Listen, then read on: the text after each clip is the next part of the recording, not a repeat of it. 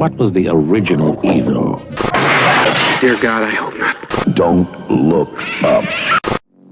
Well, I hope so. This place is starting to give me nightmares. Yeah, I know what you mean. No, Joey, I mean real nightmares. I had this one last night. I keep seeing the same lunatic killing people. You're so weird, so crazy-like. You're crazy. Don't say that. I was only kidding. Give me a kiss.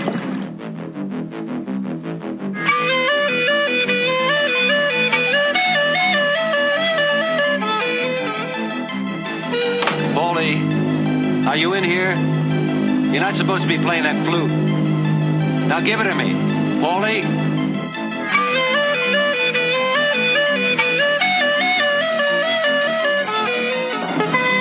Jesus Christ. You've been playing that same thing for over an hour. Don't you know anything else? Do you think I did it on purpose? Well, it was your fault, wasn't it? I mean, if you hadn't been so drunk and run into that car, I wouldn't be a cripple now, would I?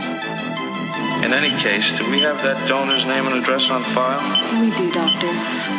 The donor is a patient at the state mental hospital.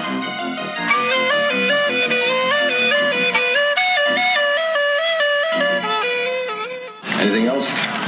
Yeah, just this little item. Some guy killed one of the orderlies and escaped from the county hospital. You mean the loony bin? Hey, I'm gonna get you! Gonna get you, man! Bill! He's crazy! He's trying to kill me! Hey, what the hell are you doing? Shut that lift off and get out of here!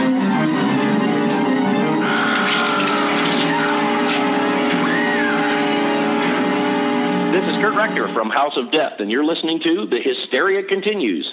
And indeed you are. Welcome back to The Hysteria Continues, episode 204. And this time we're off with a whistle. Yes, it's the psycho flute-playing beach blanket bingo star chases teenager in calipers in a forklift truck movie. Blood Song from 1982, and much insanity will ensue in a little bit. But before we get on to the main feature, we'll talk a little bit about what we've been watching recently. But first up, Erik, how are you doing? I'm good. Yeah? I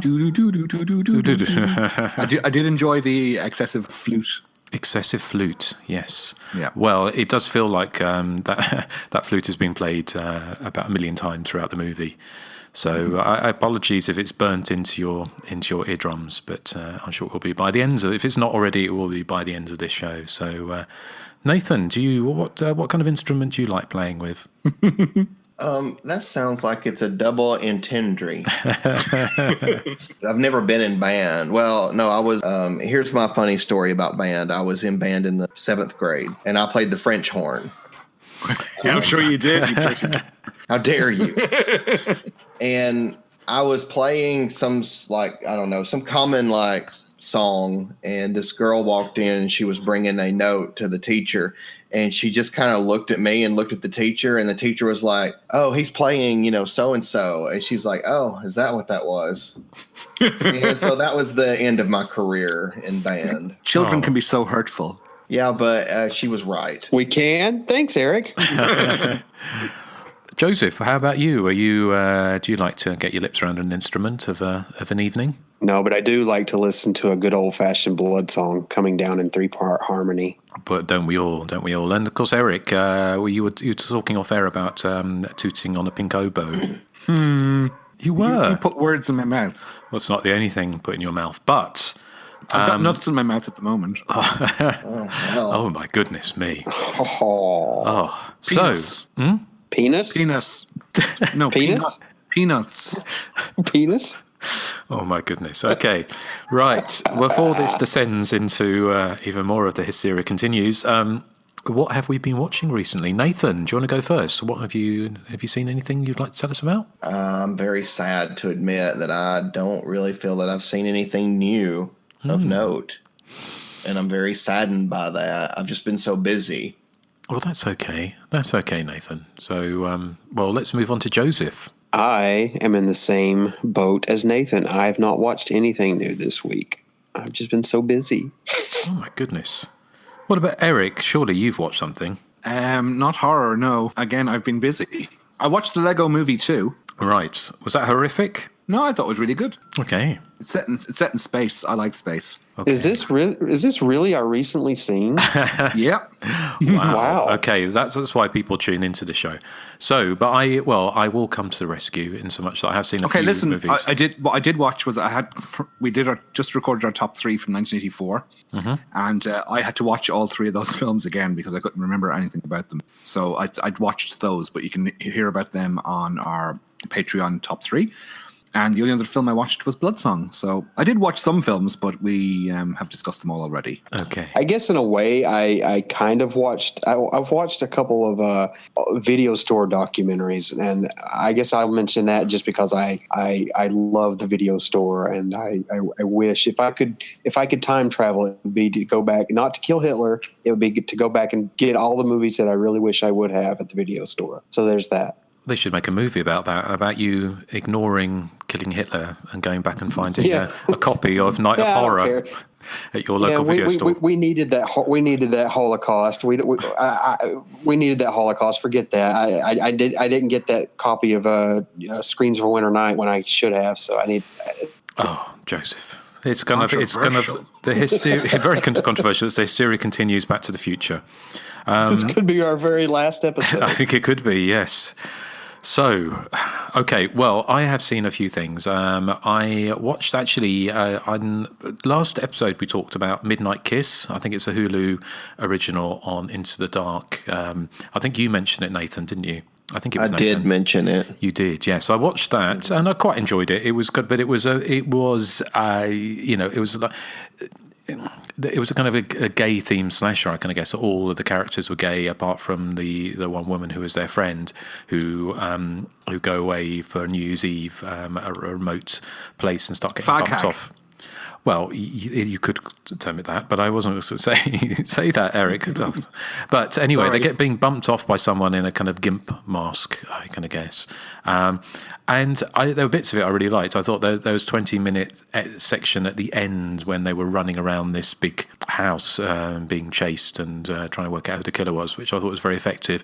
But much of it kind of seemed to forget it was a slasher or horror movie for big passages of time, and it was kind of slightly self-obsessed people talking about their ex-relationships, which it kind of just got a bit tedious. Was that your takeaway from it, Nathan? Yes, it was, unfortunately. Like, I was watching it with Wes, and at one point he was just like, he goes, I started out thinking this was going to be all right. He's like, but it really needs to go somewhere. Like, the plot needs to move.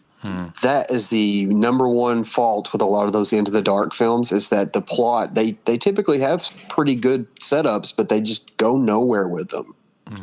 Now, I haven't watched the last few, but I've heard there's a pilgrim slasher they did. I can't remember what it's called, but apparently it's okay. But I don't know if I have the will, as it were, to cue it up. So I don't know. Is that the one set in the high school with the kids on detention? And no, that's School Spirit, which does have like a pilgrim mascot. But there's also a pilgrim slasher film, I think, or a Thanksgiving slash.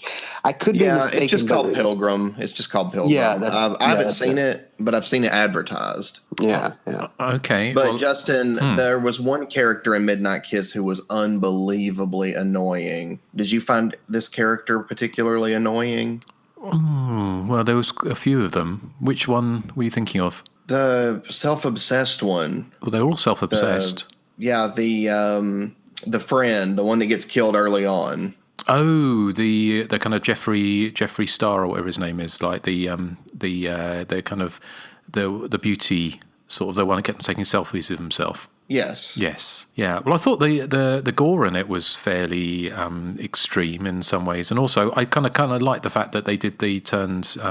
There was loads of male nudity in it, wasn't there? There was all the kind of shower scenes and lots of kind of, so basically turn the tits and ass of the kind of 80s films on its head, which I thought was quite, it gave it something. And I thought the last 20 minutes or so, there's a 20-minute section at the end, which I thought was really tense and well done. But did you guess the killer? I kind of did, yes. Yeah, I thought it was actually kind of obvious. Yeah. I mean, they threw a curveball in there at one point, because you do actually see another character kill somebody, but it doesn't turn out to be the real killer or the person who's killed the most people. So, but yeah, I saw that, and coincidentally I saw another film which I've been wanting to catch for a while, which was Knife Plus Heart, which is a French slasher movie, or kind of a slasher movie, and it's got Vanessa Paradis in it, playing this gay porno maker in Paris in 1979, in the summer of 1979. And there's a killer in a gimp mask with looks like an afro wig, going around bumping off the gay porn performers. And I really liked it, but it's kind of...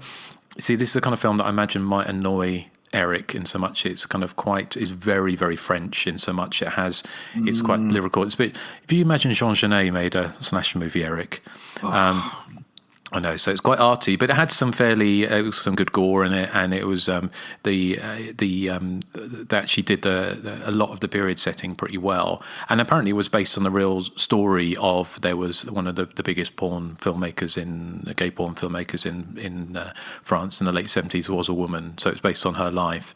Partly whether or not there was murders or not, I don't know, but it's the only thing that kind of I sent some photos through that kind of reminded me, because if you've ever seen the British comedy TV show Nighty Night, Mark Gatiss, who just actually recently did the BBC Dracula adaptation, and he's in quite a lot of stuff like League of Gentlemen and did Sherlock and all sorts of things. He plays a character called Glenn Bulb, and in one scene he's in a sex shop and he's got a gimp mask on and he's got big frizzy hair. And so I kept on looking at the killer in Knife and Plus Heart, and kept on thinking of Glenn Bulb, which wasn't conducive to a French art movie. But there you go. Presumably, I imagine none of you have seen it. No, I haven't seen this. But one interesting thing about Knife Plus Heart, I think it got its online debut on like Pornhub or RedTube, because my friend Armando, he was championing the film. I think he may be a producer on it or something, but he was talking about how they're going to debut it for its online thing on one of the porn streaming sites, since it has something to do with porn, I assume. But no, I haven't seen it, but I thought that was interesting that they did that. Yeah, it's interesting. I mean, it's very stylized. There's not actually any. It's not a film that crosses over into porn. There's no kind of. There's a little bit of nudity, but there's no explicit sexual content really in it. But there's quite a lot of gore and blood, and it turns into a bit of one of those kind of movies, like a Nancy Drew type thing, where Vanessa Paradis is trying to find out the mystery of who the killer is before he kills off all her porn performers. But yeah, I liked it. It's worth a shot. It's a kind of very different take on. A gay themed slasher, but I think still probably if we're talking about gay themed slashers, then I think 2004's Hellbent is still the best one for my money. So, I haven't seen Hellbent. You've not seen Hellbent?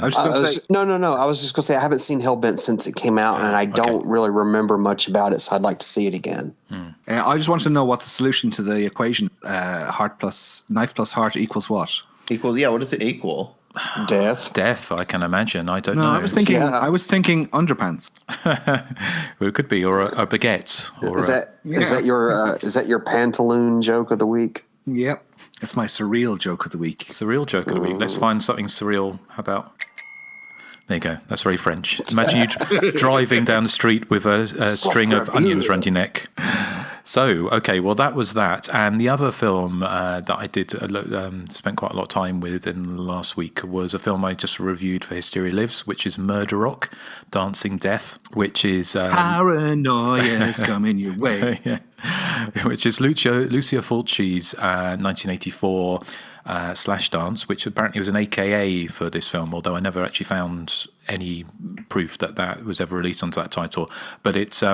apparently Flashdance was the top film at the Italian box office in 1983, which definitely influenced Murder Rock, which is the story of a bunch of female students being bumped off at a dance school in New York City ahead of a competition, during competition for places on a TV special.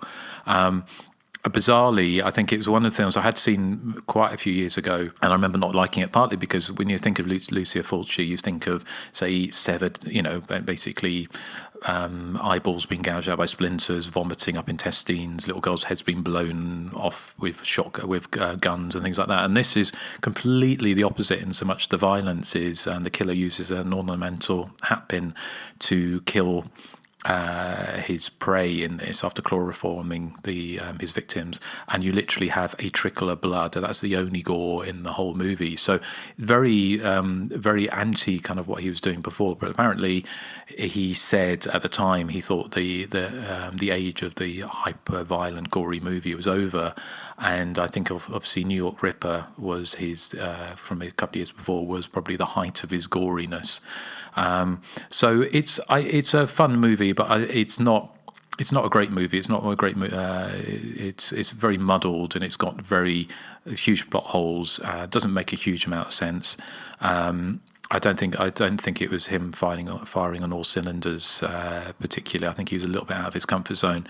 But if you're a fan of leg warmers and jazz hands, then it might be worth a look. So presumably you guys have watched Murder Rock at some point.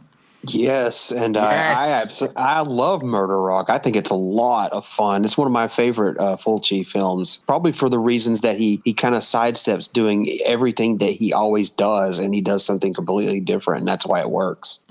Okay, interesting. What about you, Nathan? Are you a Murder Rock fan? Yes, I really enjoy Murder Rock, and I love the dance number with Are the Streets to Blame, the Paranoia's Coming Your Way song that Erik was love singing. that song. That song and that scene in that movie is fantastic. Do you like it when he makes them dance like horses? Or she does, Olga Carletos, who plays the dance instructor with a shadowy past. She goes, don't you remember the bit when she says, even if your friend is dead, you still have to pay in sweat, being like Debbie Allen from Fame, and then and then she says, then she makes them all dance, and they've all got their hands up, and they're doing like trotting like horses. After he watches interpretive dance, and of course, it's got lovely Ray Lovelock in it as the red herring. It looks good, but it's and it's a film that when I was doing my research for it, didn't come out because it's made in 84, the tail end of 83 into 84, and didn't come out into the States until 1990 under the title "The Demon Is Loose," with the poster is of a woman on a kind of on an X, kind of like a cross, but like an X-shaped cross, with this kind of demon's face hovering over, which is nothing to do with the movie whatsoever. So it must have been royally pissed off. I don't think I've ever seen that release anywhere. I've never heard of that release. Well, it didn't get a voice. I've always just seen it under Murder Rock. It never got it only got cinema release in 1990 under that title. It never got a VHS release in the States. It must have looked awfully antiquated by 1990. Well, yeah, I mean, it's funny. Well, actually, the film we're talking about today, Bloodsong, has got a very convoluted release sort of history, I kind of guess. And with this movie as well was, and we're talking about on the top 3, 1984, we're talking about Superstition, which was made in 1980 and wasn't released until 1985 to American screens 5 years after it was made. So, but yes, it must have looked, because I said in the review that Lucia Fulci had made the film, or the producers really wanted to ape the success of Flashdance, and the film was released to Italian screens in 1984. But by 1990, when you're talking about We Papa Gulp rappers, I can guess, and Salt and Pepper and all of that going on, and then you've got people dancing like horses in leg warmers. It's bizarre, isn't it? And also trying to sell it as some kind of not zombie movie, possession movie. And I think I saw it was released on double bills along with The Exorcist 3. So I'm wondering if they were maybe in 1990 there was a bit of a vogue of those kind of satanic kind of possession demon type movies, perhaps like Jacob's Ladder, all those kind of films coming around. Maybe not quite at in that their time, defense, though, Justin, in 1990, I was still wearing leg warmers and dancing like a horse. Well, not so. Yes. Well, you were talking about your breakdancing past on the Patreon. I was a breakdancer back in 1984, though. not 1990. So you were very. Is it fair to say you were quite fickle, Erik? I probably was. So yes. you kind of threw away your your Farrah Fawcett flick and your leg warmers in 1984, and then you were dressed like I don't know, sort of Vanilla Ice in 1990. Yes. So what were you dressed like in 95? In 95, I was all about the Britpop, so I was dressed like Damon Albarn. I would have figured you'd been dressed up like Chandler or something from Friends. Yeah, I had a Rachel. Could I be any more 90s? Well, anyway, that was Murder Rock. So, yeah, if you want to check out the review, I do like a semi-deep dive on that film, and I've got a few other. I'm going to do another deep dive on a 1980s slasher movie which I've never covered on Hysteria Lives, and I did make a slight boo-boo on the fact that actually Bengt Wallman, who had reviewed the film on Hysteria Lives, Murder Rock, back in 2004, and I'd forgotten. So there's 2 reviews on the site, but I will be reviewing a film that I've never reviewed on Hysteria Lives from the early 80s, a slasher movie. So and make a deep dive on that soon, hopefully. So anyway, enough of the Rabid Grannies.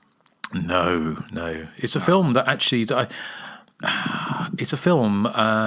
Well, actually, I'll tell you what the film is. I'm going to do a deep dive on Fade to Black. Oh, okay. So do you want to leave that in the show, or do you want me to edit it out? No, it's fine to leave in the show. It's just a little heads up. But I haven't seen it for years, but I remember being a bit not disappointed by it, but thinking, well, is this really a slasher movie? Because it was Erwin Yablans, and it was kind of his follow-up to Halloween, or one of the follow-ups to Halloween, and I thought it was going to be more of a slasher. Would you consider Fade to Black as a slasher movie? Yeah, I do. That's what I do as well. It's a disappointing one, though, from what I recall. No, I love that film. I think it's great. Well, that's what I want. It's more of a character drama, sort of, but it's very slasher heavy, I think. But it's a good film. I like it. Yeah, well, that's why I'm kind of keen to go back and look at it, because I haven't seen it for years, and I think I've finally got a decent copy of it. And obviously, Erwin Yablans went back more to the formula with Hell Night the following year. So so it's kind of slasher, going for like a more of a typical slasher, I kind of guess. So anyway, yes, I shall be looking at that at some point. So enough about me. Let's talk about my choice for this time, and that is Bloodsong. So here is the trailer for our movie of the week. I told you this place was giving me nightmares. I keep seeing some lunatic killing people. I'm scared.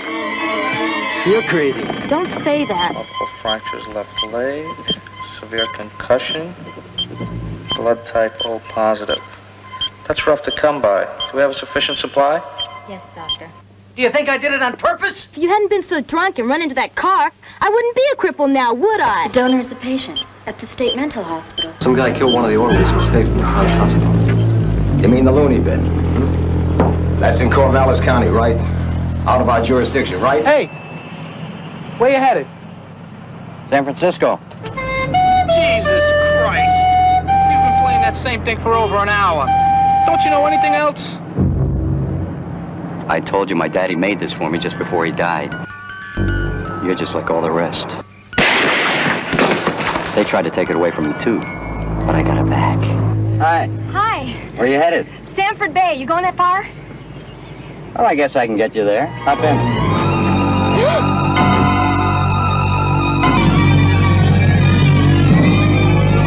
Hello, pretty girl. And you were really weird. You think someone was following you or something?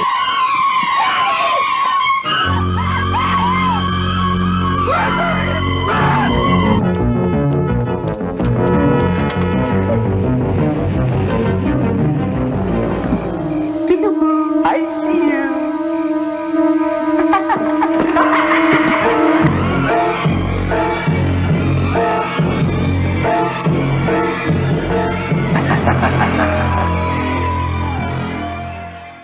A psychopath escapes from a mental institution and starts a murder spree, which ends in the pursuing of a young handicapped girl who once got a blood transfusion from him. So that sounds fairly bonkers, but not as bonkers as the actual film we're talking about today, which is Bloodsong from 1982, or is it from 82? that is open for discussion. It was actually filmed in 1980. Tail end of 1980, and the 1982 release date. We'll get onto that a little bit later, but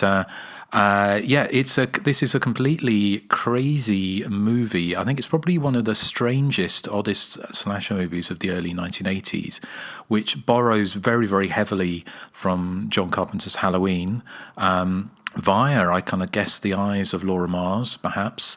And it's essentially what you have is the crux of the story. It starts with a kind of prologue similar to the one you get in something like Christmas Evil, where a man comes home and finds his wife in bed with another man and shoots them both dead and then shoots himself in the head. And then it cuts across to a young boy who for some reason processes all this and reacts to this by tooting out a little tune on his whistle, on his flute. So the flute playing Psycho is born, and so you cut forward to the present day, where you have Donna Wilkes, who is a teenager who has been crippled by her alcoholic father in a car crash, and she's just recovering from her injuries. But she keeps on getting psychic flashes, and that she sees through the eyes of a killer played by Frankie Avalon, who escapes from an asylum after annoying an orderly by playing his flute inside the loony bin, and he escapes. And then for some reason, we're never quite sure why, they develop this kind of psychic link because she got blood transfusion from him. And some reason she's developed this psychic link, and so she can see through his eyes and witnesses his murders.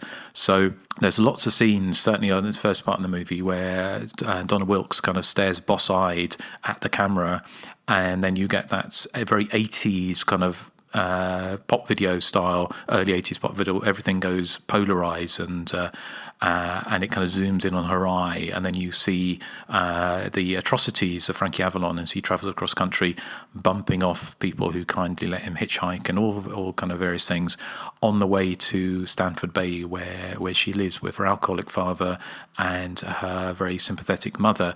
And so I don't know how to quite describe Bloodsong. It's played very, very much straight. It's not played for laughs. But you have Frankie Avalon, who's, I kind of guess the idea they were going for with him is that he never grew up from being this little boy, this little flute-playing boy. So you've got him, he kind of plays this kind of sort of childlike Psycho, everything. He's almost like this little boy who's going around hatcheting to death people. And of course, Frankie Avalon was, for people growing up in the 1950s and early 1960s especially, was this kind of teen heartthrob idol who made all the kind of beach party movies, like Beach Blanket Bingo and films like that, which became very out of favor towards the late 60s when it kind of became the counterculture, and he kind of reinvented himself. In some ways, he was in Haunted House of Horror, where he gets a scimitar to the crotch, which is kind of a very entertaining British proto-slasher. And of course, he went on to be in Grease for kind of a quite sort of prominent cameo in that. And then went on to Bloodsong. We'll talk about how he got involved with that. But he's playing very much against type. But the film ends in something which has to be seen to be believed, which is Frankie Avalon driving around a warehouse at a sawmill in a forklift truck, chasing Donna Wilkes' character, shouting, "I really just want to be your friend, Marianne, and I really like you, Marianne." It's just absolutely bonkers, and also ends on a slightly more cynical note. But I've got plenty more to say about this, but I hadn't seen it for donkey's years, actually. So again, it's one of those films that just kind of came back to me in a flash, a little flute-playing toot. Suddenly I remembered it, and I thought it'd be interesting to come back and watch it. And I actually really, really enjoyed it. I thought it's so crazy. It's just a lot of fun. It's kind of one of a kind, really, even though it's ripping off so many different films as well. So first of all, Erik, what did you think of Bloodsong? Yeah, I think for me, Bloodsong, it's a decent movie. Having the killer front and center, unmasked and talking, sort of stops the film from being in any way eerie or mysterious. But fortunately, this film has lots of other things in its favor. Firstly, as you said, Donna Wilkes, who hasn't aged at all since 1977 when she made Jaws 2.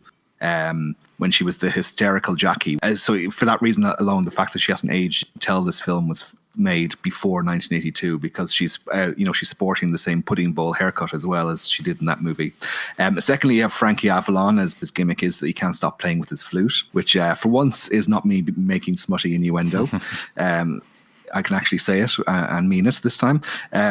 That's when we see the characters at the start of the child, the way he reacts to seeing his father being murdered. By the way, his mother's lover looked quite tasty in the brief glimpse we get of him. He has a beard and a hairy chest, and I would like to have seen his character given more development, rather than just lying dead in the bed for 3 seconds. The way he reacts to seeing his parents being killed by just sort of staring into space and playing the flute is kind of hilarious, to be honest. I really like saying the phrase "playing with his flute" because this may surprise you guys, but I'm actually quite childish. Yes. Really? Although you've kept that hidden for the last 10 years. I refuse to believe that, Eric. Oh, thank you. I know I have this veneer of sophistication. Underneath it all, I'm quite childish. Although we had this discussion on the on Messenger yesterday. Is it a flute? It looks more like it could be a recorder, because don't you play a flute sort of sideways? Whereas no, that's a clarinet. And clarinet you play sideways. No, but I think this is a flute. I would think this is a recorder, isn't it? It looks like a recorder to me. Yeah, let's not fall out over it anyway. There was one thing I observed which I thought was hilarious. Marion offers to finish setting the table, which involves her placing one fork, one knife, and one spoon beside a plate, and that's her work done. Like, that's my kind of helping out. The father character I thought was over the top horrible, considering he's the one responsible for poor Marion's predicament. That I'm surprised if they put up with him. I'm surely they kick him out of the house. It's grounds for divorce the way he treats his wife and his daughter. And I like the idea that it's almost a science fiction idea about how Marion gets her psychic to kill her, via blood transfusion, which always reminds me of that wonderful Simpsons episode where Homer gets the hair transplant and starts developing traits of the serial killer. I love that episode. And then, of course, her psychic powers mean she now has to listen to that in her head all the time. I can only think of one thing worse: Susie and the Banshees. Oh. I'm so clever. Can you edit that bit out, please, Joseph? No. And as you said, I love the fact that the killer's victims are all kind of driven mad before they get murdered by his incessant flute playing. And he seems to specialize in just playing the one melody again. I'm not sure what it's called, but it's kind of has a lullaby quality to it. And I thought he captured it quite brilliantly in the opening montage. So overall, I think it does drag in places. There's that long scene where Donna Wilkes is walking along the beach to that sort of sappy ballad that plays in the background that seems to go on forever. Although I do love the fact that she just sort of stumbles casually across the killer, burying a body, just as she's finishing her little walk along the coast. I'm wondering if she's meant to be psychically guided to the spot or not. I'm not sure. It's never really made clear. I like the quirks of the killer, and I like the nihilistic twist ending that is quite downbeat, I suppose. But I find the rewatchability of these maskless slasher movies to be limited for me. But I did enjoy it. Cool. Okay. Thank you, Eric. Joseph, how about you? What a bad, desperately bad movie this, and I loved every single second of it. Thank you for picking this, Justin. To start, why does Marion have a brace and later a cane if only seconds after she witnesses the killer disposing of a corpse, she runs away just fine on her own? I mean, it's not like the 20-minute setup lingering over her handicap with her arguing with her father, like, well, you're the one who did this to me. It's not like they used this as a setup either. I mean, from what I can absolutely recall, her leg problems just kind of vanish and then never really come back into play. Maybe I blinked and I missed her tripping or something. I don't know. But my guess is because they needed to pad the running time, but they didn't stop to think how they could really exploit that properly. But that may be my one minor nag with this film, because the rest of Blood Song is just the right shade of, delirious that I adore in my movies. First off, why Frankie Avalon? I mean, the killer flautist could have been played by anyone. Really? So was this just stunt casting? I mean, no matter really. I mean, Frankie's in fine form here as this kind of childlike flute playing, giggling psycho. Though, you know, like Erik asked, is that really a flute or is it a recorder? I don't know. But I love the whole psychic link via the blood transfusion angle. I mean, never mind the fact that it's straight up juju. I mean, why out of 7 billion people on Earth would they get blood from the local flute playing psycho? I mean, was this like a blood type issue that only he had? They do mention that in the film, don't they? That it's a very rare blood type or something. Okay. I must have missed that, but surely it raises still out of all the people. Yeah. Sorry, out of all the people in the world, surely someone else would have had her blood type. Well, imagine also, don't you think it raises ethical issues about taking blood from people in mental asylums? Yes. Yeah, no kidding. I mean, the film seems way too concerned with, like, you know, like Erik said, with a lot of melodrama with her father and in that scene where she's walking on the beach, and it seems so concerned with this kind of melodrama for so long that you're actually quite startled when the film turns into this pretty effective thriller in the last act. I mean, it's dumb. I mean, Marion is chased by the killer into this sawmill that seems to be operating on its own. I mean, unless the night watchman was making bookshelves on the company's dime or something. I don't know. But it's the ending that gets the biggest, oh, come on, from me. I mean, so spoilers ahead, of course, but Marion initially escapes from the killer, believing to have killed him at the sawmill, when in fact the killer has vanished. So what happens? Marion gets locked away in an insane asylum, blamed for the killings. I mean, this is the absolute worst case of cinematic police work I've ever seen. First of all, 2, maybe even 3 cops saw that Marion's dad had earlier put up a vicious struggle with the killer, and it would obviously indicate that whoever killed him had to overshadow Marion physically. So, and later, not only do Marion's defensive wounds not match up with her father's defense against the killer, but the police proceed to engage in the biggest argument from ignorance I've ever seen. It's like, quote unquote, well, we couldn't find a body, so that means you did it, Marion. Who else could it be? I mean, if that's not bad enough, the whole time I'm thinking, where's her mother? Where's her boyfriend? And the skipper, too. I mean, you're going to focus all this time on this boat skipper who has nothing to do with the film. At least let him come in and say, hey, Marion's not crazy. She didn't kill anyone. I mean, they just kind of forget about her. And I love in movies where there's no investigation, there's no indictments, no trials, nothing but hardcore, swift, brutal, and nonsensical judgment cast down on poor Marion. So that ending, it works, but it works in like a, oh, come on kind of way. Blood Song, boy, what a movie, Justin. I'm really glad you picked this one. I hadn't seen it for a long time, so I didn't really remember. And I went in thinking I was going to get some sort of erotic thriller. I don't know why, but boy, that's not what I got. I really enjoyed Blood Song. Great pick. Ah, well, thank you. Just a quick aside about the police work, because then they sort of say, don't they, when the sheriff is asking his deputies, what's been going on? They're going, well, there were 2 dogs fornicating on the street. And he said, anything else? Oh, yeah, somebody escaped from the insane asylum and murdered somebody. And as if it's just like... And he says something like Frank put up one hell of a struggle. Like he knows that obviously Marion didn't do this. I mean, God, come on. It's just so ridiculous. I love it. Yeah. Okay, thank you.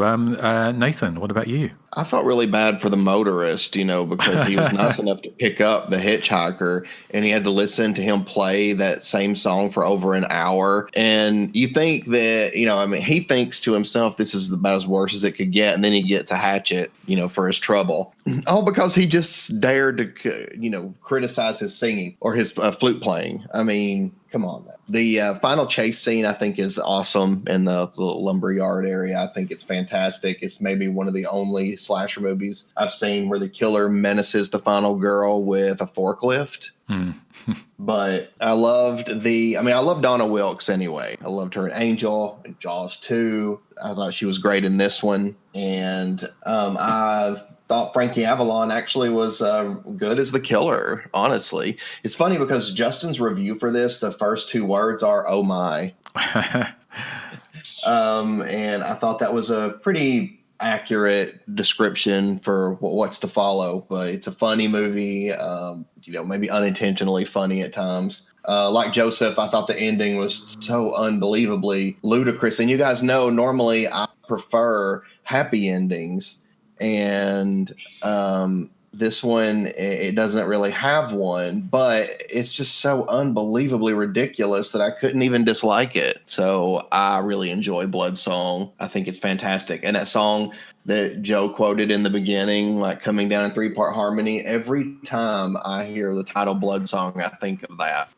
Well, it's just so crazy. I mean, some of the other bits that I took away from it, which I thought was it kind of reminded me one of the films we talked about in our top 3 of 1984 was Scream for Help, and it had not quite like it, but it seemed to preempt Scream for Help, especially the scene where Donna Wilkes throws herself out of the way with her leg braces on onto the side of the road when this imaginary van sort of hurtles towards her, which kind of reminds me. I laughed at that part for an hour. I know, but I love the nods to Halloween, because she's even like walking down the street, and before that scene when she throws herself out of the way of this imaginary van, she's holding her school books to her chest and walking down basically Haddonfield Avenue, and not only has one but has 2 scenes of her sitting in class and seeing the killer.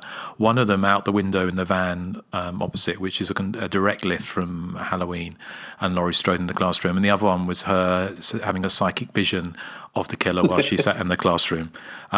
You could almost do a drinking game with this movie. Every time it zooms into her eye, you take a shot and you'd be dead by the end of the film. No. I loved the scene with the where is it? With the scene when she finds the body. She finds Frankie Avalon burying the body, and then she goes running and she bumps into those 3 boys who have been out hunting. And one of them, which is obviously a local actor, well, I say actor in inverted commas, but he looks like a cross between one of the children from the Village of the Damned and Jeffrey Dahmer. And she kind of with this kind of like white albino bowl cut. I don't remember beating them to death, but I must have. So yeah, it's just it's so crazy. And then there's they kind of shoehorn some explicit, in inverted commas, well, it's fairly explicit gore. When the guy who's been picked up as hitchhiker gets hit in the face with a hatchet, you do see the hatchet embedded in his face, and also that the other hitchhiker, the woman he picks up, when they find her body, it's kind of a bit reminiscent of that still from Nightmares in a Damaged Brain, where the severed heads on the bed with all the blood and guts around it, and it's a very similar shot when the police find this kind of like rather rubber-looking head surrounded by loads of severed limbs and guts. So it's an odd movie. It's going to be interesting to talk about its genesis and kind of how it all came to be, but. It's just very, very curious. I couldn't quite get my head around what they were going for with this. Obviously, it also, one thing, it rips off Halloween, but also it kind of preempts Nightmare on Elm Street in some ways, doesn't it? And those kind of psychic link horror films, and which became very kind of prevalent in the 1980s. Especially the mid 80s, like Blood Link, and there was another one, The Psychic. There's a couple of the psychic films actually that did that with that same title. But and that was very prevalent in the mid 80s. Yeah, and there's another film got the Italian giallo, Nothing Underneath, about the person killing the models, has got that's kind of exactly borrows that almost in its entirety. So it kind of preempts. And of course, in the 70s, you had the eye. You mentioned The Eyes of Laura Mars, which I'm sure this film probably borrowed something from. Yeah, no, absolutely. So it's got it all really. I mean, it's quite why the father figure was such a jerk, and there was he was almost like this along the lines of the father in Midnight, John Russo's Midnight, who was kind of really unpleasant. It just seemed like those early 80s films, they kind of wanted to go, even though they were going for real popcorn and real kind of sort of slight trashy aesthetic, they still wanted that kind of slight kitchen sink sort of drama and sort of sleazy edge to proceedings. But the dad character, I mean, he's really just kind of perfunctory. He's there just to be a jerk and then die.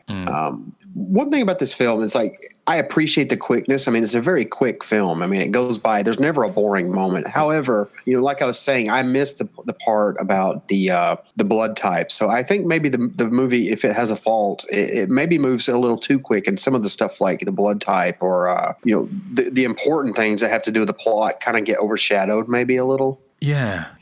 It's it's like a bit of a not curate's egg, but it's a kind of it's quite how to describe it really. There's not really another slasher movie in the early 80s canon quite like Bloodsong, is there? Yeah, it's kind of fractured, but a good fractured, I guess. I don't know. Yeah. Well, let's move on to some background on it. Who's got some? I mean, I've got quite a lot of stuff, but I do too. I have quite a lot. Okay. Well, do you want to go first to see what we? Sure. Yeah. Okay. So this is filmed under the working title Premonitions, and we're going to talk about Premonitions quite a lot coming up. So apparently, it had a $1.2 million budget. It's also known as the Dream Slayer, though that may be just a UK title because I don't recall ever seeing the film here under the title of Dream Slayer. Do you remember, Nathan? I remember having a copy of it under Dream Slayer. Okay, yeah, I've never seen that copy anywhere, but like Justin said, it was filmed in the fall of 1980 in Coos Bay, Coquille, and North Bend, Oregon. Its release date on the IMDb says October 1st of 1982, though I personally could find no evidence of this ever getting a cinema release here in the States. I'm guessing, if anything, I mean, I do have some newspaper articles which will shed a little more light on this, but I'm guessing, if anything, it might have had a small regional run, but again, no evidence of that either. I have plenty of evidence that it just went straight to video, and I will get to that. Director Alan J. Levi has a very extensive career in television, and that seems to be where he got his start, too. I mean, he stopped after about 10 years of doing television just to make Bloodsong, which, aside from a stray made-for-TV film here and there, was his only real film credit. When BCI Eclipse attained the rights to release Bloodsong on DVD, they could not find the original elements or prints to transfer. This means the original elements and prints either no longer exist or are temporarily lost. BCI was then forced to use a video source to transfer instead, and it is a rather poor transfer. If you've seen, I think there's like several different copies on YouTube, and that one's not much different from the VHS copy. Speaking of those newspaper clippings, I have a couple here from the World newspaper. It's a small paper in Coos Bay, Oregon. Now this first one, this one's a smaller one. I believe it was October or November of 1980 when they wrote this. It says local film available. Actually, no, this is 1983. This is from the World Coos Bay newspaper. This is from 1983. It says local film available. Bloodsong, a movie starring Frankie Avalon, which was filmed in Coos Bay and North Bend in 1980, is available for rent on video cassette at Newell's Incorporated, Coos Bay. The film apparently never made it into theaters. We've had it here for 2 weeks and it's never here, said Bruce Monsieur, manager of Newell's, explaining the popularity of the cassette locally. Filming sites included Coos Head Timber Company, Sunset Beach, the Pony Village Mall parking lot, Gino's Pizza, and the Charleston Small Boat Basin. Originally, the movie was to have been called Premonitions. Local actors and actresses participating in the film included Candace Dickey, Bob Diedrich, and Kit Lewis. And I have another clip here. It's a little bit longer, but I'm going to read it anyway. It says, this one's from 1980, and I'm assuming this is before production went underway. It says Avalon leads list of stars due for Premonitions. It says just in time for Halloween, the Bay Area is being transformed into the backdrop for a feature-length, high-quality horror movie. Yeah, right. Mountain High Productions has completed arrangements to start filming Monday for the movie The Premonitions, starring Frankie Avalon, Richard Jekyll, Dane Clark, and Lenny Montana. No mention of what's her name? Donna Wilkes. A half dozen technical people are in the Bay Area this week, and a total crew of 45 to 50 people will be in the area at the peak of filming, according to John Kimball, a member of the production company. In fact, it was Kimball, a former Bay Area and Bandon resident, who convinced the producers that Coos Bay would be the perfect setting for the premonitions. You couldn't have any place else as beautiful, Kimball told the World Tuesday. We need some inclement weather, the fog and some rain, but we need good weather as well.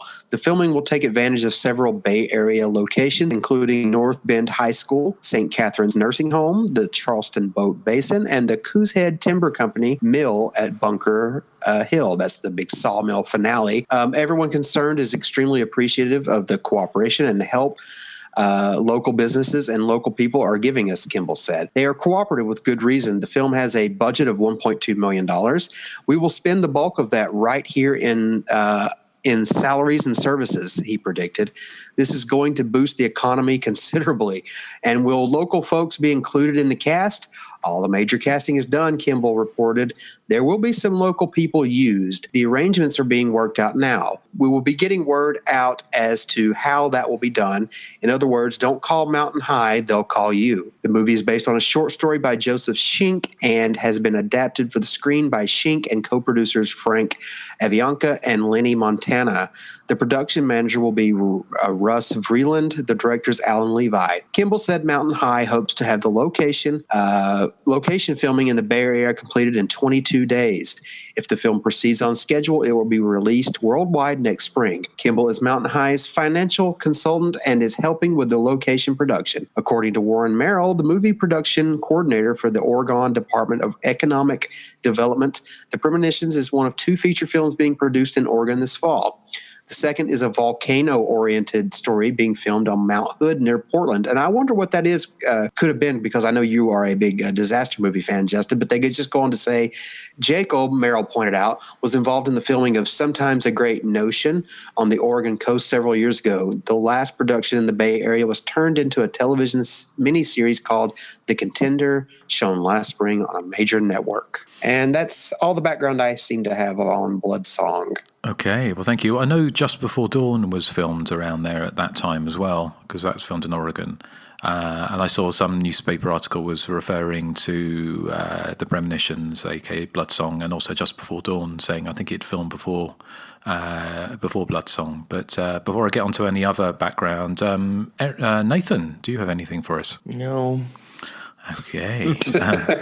Erik, how about you? Just a few things to add to that. Donna Wilkes, she was also in Schizoid, and she was in Grotesque with Linda Blair in 1988. She retired temporarily, I suppose, from acting in 1991, but she has re-emerged in recent years. She's had roles in films, titles like My Stepbrother is a Vampire and 90210 Shark Attack, which I'm guessing is a sci-fi movie. I'm guessing that's a Nathan movie. Sounds like. Yeah, a sci-fi channel movie, definitely. Donna Wilkes, I found an interview with her on the YouTube, as they call it. She says that this was a mafia-backed movie. Now, this got a pre-cert release on the Ivor Film Services label in the UK, and it's, from what I found, that's dated as August 1982 it was released.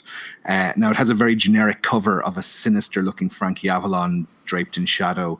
The tagline is, "The music of death haunted her life and drove her to madness." Pre-released on video in the UK in 1986 as Dream Slayer. And no doubt that was a shameless attempt, I would imagine, to cash in on the success of Nightmare on Elm Street. And it had artwork for that VHS cover that was slightly evocative of Graham Humphrey's design for the UK poster for first Nightmare on Elm Street. So, I'm guessing this is why it was retitled. Other artwork under that title, Dream Slayer, has a woman cowering as a large knife cuts through a white background.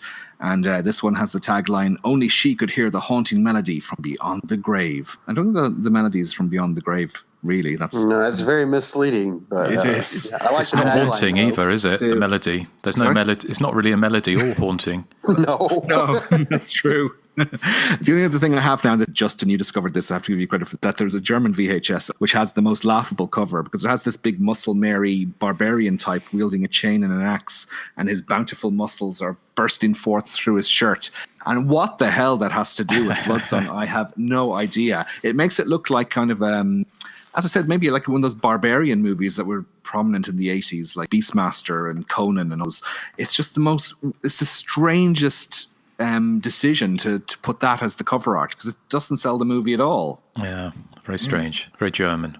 I've got a few other bits. I'll try not to repeat what you said, Joseph, but I might kind of overlap a little bit. But as you mentioned, it was filmed in October through November of 1980 and shot in 21 days. Its production office was set up in the Thunderbird Motor Inn.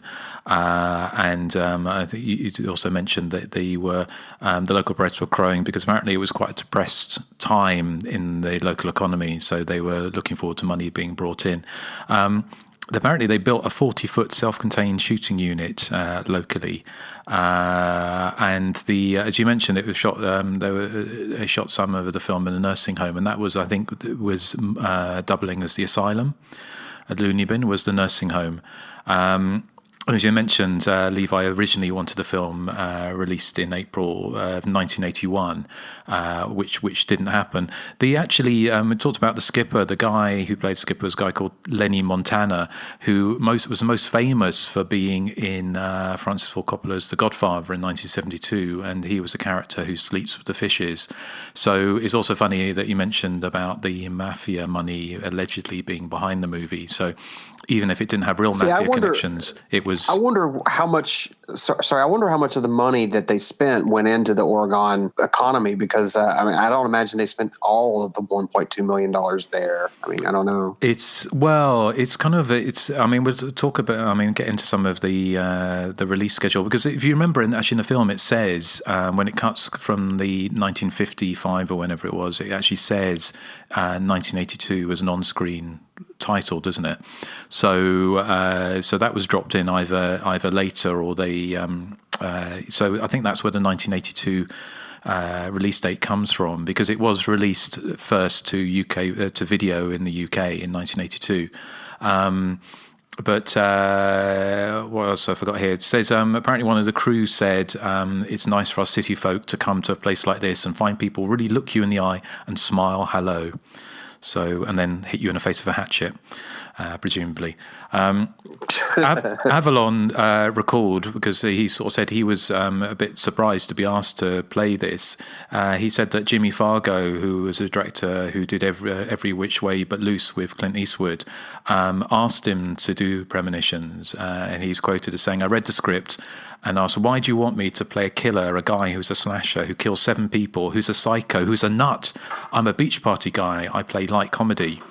And apparently Jimmy Fargo said he saw him on Fantasy Island, and he said he believed it was more terrifying and horrific and frightening to see someone who doesn't appear to be a killer to be a killer, which Avalon thought was interesting. And apparently they wanted him so much they actually delayed production to get him on board. There's another newspaper article. I didn't grab it because it was kind of long-winded, but they interviewed Frankie Avalon, and he says, as to why I'm playing a bad guy, because I want to see if I can, and that was his quote. It was also on The World from Coos Bay. Well, I think he was sort of saying that he was quite liked playing against type, and also as I said before, with a lot of the people who became very popular in those beach party movies in the early 60s, they had to. It's almost like not quite, but like the talkies in the 20s, where people had to adapt from the silent era to the kind of talking pictures. A lot of the people were very popular in the early 60s. When the 1960s kind of switched over in the mid 60s to more the kind of counterculture, they very much fell out of favour. So Frankie Avalon was one of those ones who actually was looking to diversify. So I think he was quite keen to play it. Another one was, do you remember I found that slasher movie, the canon slasher movie, never got made again in 1981, Lover's Lane, which had Wayne Newton in it, who was like this big Vegas star. And so it so there was this thing about having kind of killers or actors playing against type. The Lover's Lane, that one was like going into production, but they never actually made it far, right? Yeah, so it never got made. It's kind of lost slasher from the early 80s. So this might have been he sort of said. Frankie Avalon also said that he can make himself invisible by putting a baseball cap on, and what he meant by that was he said that his head of hair was what most people recognise. So he put a baseball cap on, and he used that disguise in this, and so it's a bit like a bit of a plain Jane taking off your glasses and becoming, a buck-toothed girl from Luxembourg, but suddenly becoming Anna Nicole Smith, but. He said that it was his first attempt at playing a heavy. I played a killer. It's a little different from my bathing suit surfboard thing. So I think he was fairly self-depreciating on this. He was interviewed in April 1981 and said the film was being prepped for a fall release. So this has already been bumped back from when the director said it was going to be out in April 81. He then said it would change titles to Deadly Premonitions and said the film was going to be coming out in 1982, which didn't come out. And then he said in March 1983, he said that the film was coming out, and he said it was a suspense thriller, not a horror movie. And he said, in August 1983, he said Bloodsong would be released in a couple of months. So this is why I don't think the film ever got any kind of cinema release. I think it went straight to video in the United States. 83 was probably the when the video boom was really starting to take off, so they would probably want to capitalize on that. That may have been their only avenue. They may have tried the cinema release and just could not, for whatever reason, just land the deal, so to speak. Yeah, no, absolutely. I think it's probably the case. I mean, you mentioned about the film was obviously very popular in Oregon. I found there was a couple of things on IMDb, which if you go to IMDb and look up the reviews of the film, there's a couple of people who were in the film as extras on there, so I won't read the whole thing, but there was one of them said it's somebody called Desard 7 in June 2000 said, I had the opportunity to be an extra in this movie while in high school in North Bend, Oregon, where it was filmed. The staff of the film were unprofessional, to say the least, and the overall acting was subpar, if not worse. So happy memories there. And there was a couple of other. There's another person talks about their time on the film. Donna Wilkes thought Avalon did a good job. She said he was scary. We mentioned about you talked to Erik about her being things. She's actually in a film coming up. Looks like a slasher movie on IMDb called Buzzcut this year, 2020. Which the poster appears to be a woman holding a machete. So I'm presuming it's another slasher movie. Richard Jekyll, who as a father was kind of a tough guy actor in the 50s, known for roles, but he was also in John Carpenter's Starman, and the same year he was in Airplane 2 in 1982 he was in Airplane 2. He was also in The Dark in 1979. And the only other thing I've got is her mother was Antoinette Bauer, who was probably better known as Mrs. Hammond in Prom Night from 1980. So the same year this was filmed. So I think that is... Well, Simon Logan was talking about, wanting us to do deep dives. I think that's a pretty impressive deep dive on Bloodsong, considering there's not much else. No. As far as the release is concerned, I mean, there's nothing really out there aside from a crappy DVD and what you could find on VHS. So. Yeah, I have that DVD. It's a double bill with Mausoleum. Yes, that's right. So I'm guessing they just felt they couldn't put Bloodsong out on its own. Well, they were at this stage. They were releasing double bills and putting them out under a Grindhouse banner to cash in on the Quentin Tarantino, Robert Rodriguez thing that was happening at the time. It doesn't even look like a typical 1-inch video master either. It just looks like someone copied like a VHS tape onto a DVD. Exactly, yeah. And I think I'd probably get more out of the film if it came out in a because I think I'm getting to the stage where I just want everything to be in a pristine widescreen format. I do have nostalgia for VHS, but if it's just a VHS transfer onto a DVD, it doesn't have the same quality for me. I don't know. If it's on actual VHS and I'm watching it, I'll probably enjoy it more. I think the act of like actually collecting VHS I enjoy more than watching a VHS tape, because you really are spoiled with these big TVs. But yeah, I get what you mean. Yeah. Yeah, I mean, well, absolutely. I think it's I think it's a film that kind of is crying out. I mean, they said they couldn't find the elements, but again, leads me to think that the film never got a cinema release in the United States because they couldn't. They find should any look elements. in the kettle. Look in the kettle on top of the fridge. They might find the element in there. Oh my god! Oh my god! Oh my God. You're welcome. Well, at least we got his joke of the week out of the way, so we don't have to listen to that anymore. No, I've got another one. Oh no! But the film did get. I don't know if I mentioned this. The film did get a release at the cinema in Australia. So it did get a cinema release in other territories and in Mexico as well. It got a release there. So there are film elements out there somewhere.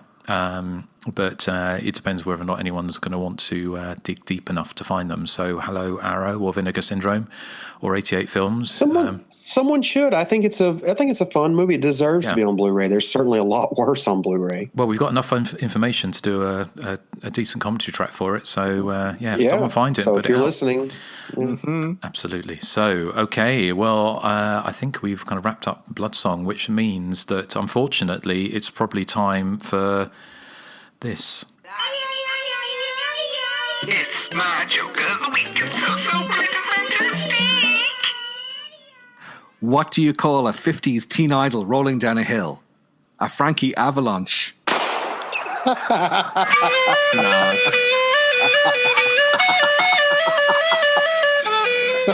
Thank you very much. The joke is pretty funny, but your delivery was spot on. I love the delivery. Thank you. That was quite good. Actually. Well done. Well done. Thank you, Eric.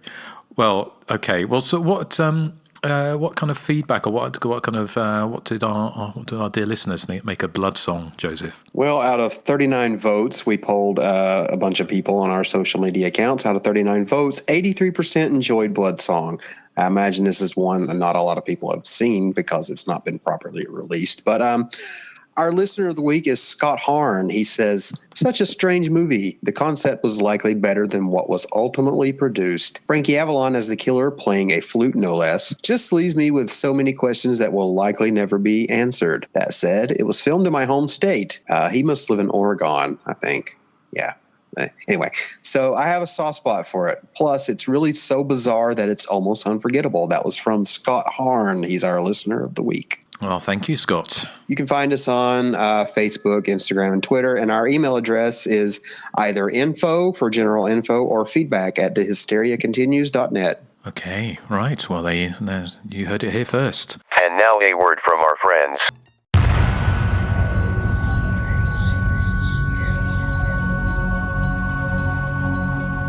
Bad movies.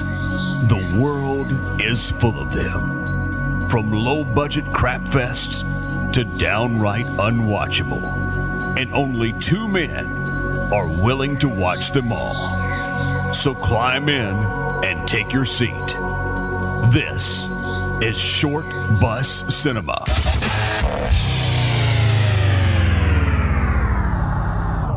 Let's do it. Hey everyone, this is Johnny Krug from Kruger Nation. And this is Rick Morgan from the Helming Power Hour. We have decided to team up and take you where no one has gone before. We're on a quest to find the world's worst movie, and we're doing it on the bus. Driving through cult classics in every genre to find the holy grail of bad movies. So if you're looking for something different and more fun than you can stand, then climb on in. Short Bus Cinema is a proud member of Legion Podcasts. That's right, yo! Short Bus Cinema. We love to watch the movies you hate. So we do have some feedback, don't we? Yes, I have one here. Okay. This is from Eugene Weaver, and he says, "Hi guys, it was great hearing my attempt at some humor. Thanks for taking it all in stride, which is what I intended. I love you all equally, and certainly meant no ill will by it." I don't remember, what did Eugene say that it would have offended us in the last episode? He was like saying like I'm the heel in wrestling terms. Oh, of course, yes. Because Joseph, you are certainly the antagonist / heel, but hey, I quite like the bad guys, so to speak. You're Ric Flair back when he was the ultimate heel. With regards to Eric's question about what a jobber is in professional wrestling, well, it typically is a derogatory term, but I actually find jobbers quite endearing. Jobbers sounds a bit rude. They typically lose matches to the big wrestling stars, hence they are doing their job. Not to say you're a loser, far from it. You're incredibly likable and always seem to give lots of love to the bottom of the barrel dreck, which I do appreciate. But fear not, in the wrestling world, most people have a soft spot for the jobber because he does his job and he does it well. My all-time favorite jobber back in the day was a man named Steve Lombardi, aka the Brooklyn Brawler. I always rooted for that guy. He says, when are you going to pick the 1984 movie Sledgehammer to cover? Come on, man, do your job. Keep up the good work, guys. Eugene Weaver. Yeah, so Sledgehammer is very much a Nathan. Yes, and it will be chosen. Yay. Excellent. Joy. I can't wait. I'm so happy. Since the movie is in slow motion, I am going to record the whole episode in slow motion. Thank you, Eugene, for putting that idea in Nathan's. Yes, thank you. Yeah, go fuck yourself, Eugene. I still got to pick Blood Cult, too. I haven't picked that one either. Oh, God. Oh, Joy. Why do you hate us? Why do you hate us? I don't. I want you to see it through my eyes. Are your eyes brown? Yeah, thank you, Nathan Mars. Yeah. Okay. I have a bit of feedback here. It says, hello Podfathers, and happy 9th birthday. I so enjoyed your birthday Night of the Demon episode. I was able to find a copy on eBay for $10, and I can't wait to watch it. But what I'm sure is it's about to become one of my favourites. I'm loving all the Patreon episodes and would actually like to make a movie suggestion. Have any of you seen Lady Terminator? I would dearly love to hear what you gents have to say about this nutty film. I believe it's from the same people who did Mystics of Bali, so you can imagine how stellar the production values are. I've seen Lady Terminator. Have you guys seen it? So have I, yes. Yes. It is awesome. It is absolutely brilliant. Yeah, Johnny and I were actually going to cover that when we did Ninja Terminators a couple of years ago. We never got around to it, but I would love to pick that for Patreon. It's so awful. It's would I like it? Oh, yes, you would love this film. You would. Yes. Okay, great. There's a great scene in it where this man's found with his base genitals being bitten off, and someone asks if they think it's small woodland animals that have done it. So, of course, yes. Goes on a great double bill with Eve of Destruction, which is very similar, but more classier, but it's still just as trashy. You should definitely check that out, Nathan. Absolutely, this bit of feedback goes off to close off with. In closing, I just want to say thank you again for playing our podcast promo. We are so happy to reciprocate. Keep up the great work, guys. Your fan, Jay Bullington, producer and co-host of Have You Seen This One? So if you've not seen this one, you should check it out. Thank you. Yes. So I may just have to play your promo in this episode as well. I think you should. So yeah, if you have a podcast and you have a promo, send it. We'll play it. Yeah, we like to help out other people. Exactly. You play ours back, and then we're all happy. So yeah, okay. So just sort of closing out, we've got just a couple of the Blu-rays are kind of out for if you've not got them already and you fancy listening to some of our commentaries. We have a couple of new releases or relatively new releases. Edge of the Axe is just coming out on Arrow Video. The Jose Larraz late 80s slasher is coming out on a super duper kind of special edition. And also, I can't remember if we mentioned, I think we did, but we did a commentary track for Terror Train for 88 Films. And did we? It's out. We did. And they are sending us our review. I seriously don't remember doing one for Terror Train. I honestly don't. Do you not? We did. It was an epic. Wow.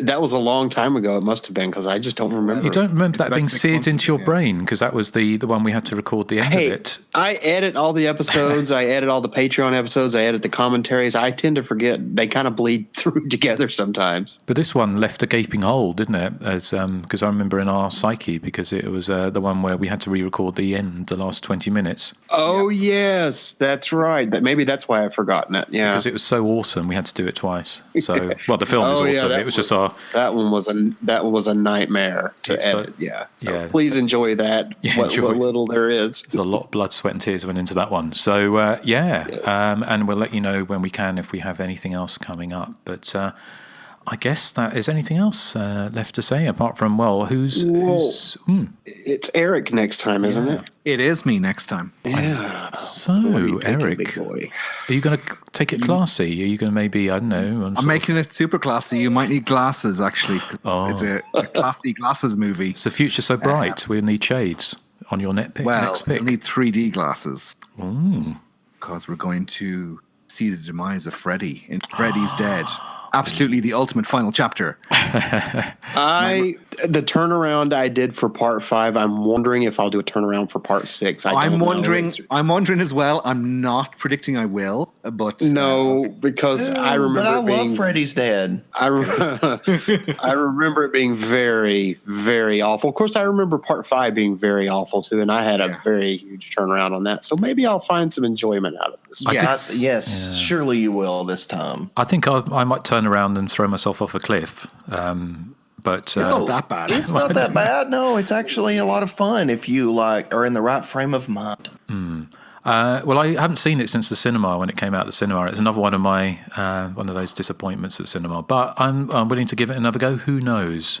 Maybe the age has only mellowed my, given it a pungent vintage. So, okay, well, I guess what we're playing out with, I just realised I haven't chosen a song, so I shall send you something suitable, Joseph, as when we come off air. It better be a blood song. It's got to be a blood song. Is it a blood song? Is there a song about blood? Well, it's only Women Bleed, isn't there? But I don't think that's really appropriate. So that's Alice Cooper, isn't it? That's Alice that Cooper, song, isn't it? Yeah. It's that song. But I'll come up with something. But well, thank you for listening to Hysteria Continues. So we're heading back to, is it Springwood, where Elm Street takes place? Is it Springwood? Yeah. Yes, it is. So we're heading back to Springwood for some highly effective 3D, in inverted commas. Yes. Doesn't Johnny Depp come back for a cameo for that? He does. So does Roseanne Barr. Yeah, wow. And Alice Cooper, I think. He plays his dad, doesn't he? He does, So there's synchronicity there, Justin. I think we're going to have a lot of fun with that one. So hopefully you've enjoyed this episode. And if you have, then why not go and join us on Patreon? Because, we've... in fact, actually, recently anyway, some of our Patreon episodes have been longer, haven't they, than these shows? Especially our top threes. People seem to really love those top threes. Those are our top, no pun intended, those are our top viewed... Top three. Yeah, people seem to love the top three, so I guess we'll keep. We're talking about going into the 90s and in the 2000s with our top threes as well. One idea I had was, what would you guys think about once we're done? What if we went back to the 80s and we did our top 3 worst from 1980 through 89? I think, considering we're running out of top 3 ideas, I think it's not a bad idea. It's not a bad idea, although I'd quite like to do top 3 70s, perhaps. Yes. Yeah, that would be difficult for me. Very difficult. Yeah. Would it be a challenge? We'll see. But we shall see. Yeah. But we've still got quite a few to go. We're on to 1980. We're on 84 this month coming, aren't we? And then on to 85. So so tune in to find out if we picked your faves from the 80s. So, okay, well, we'll be playing out the mystery tune shortly. And as ever, thank you for listening and say goodbye to the good people. Bye. Bye. Bye-bye.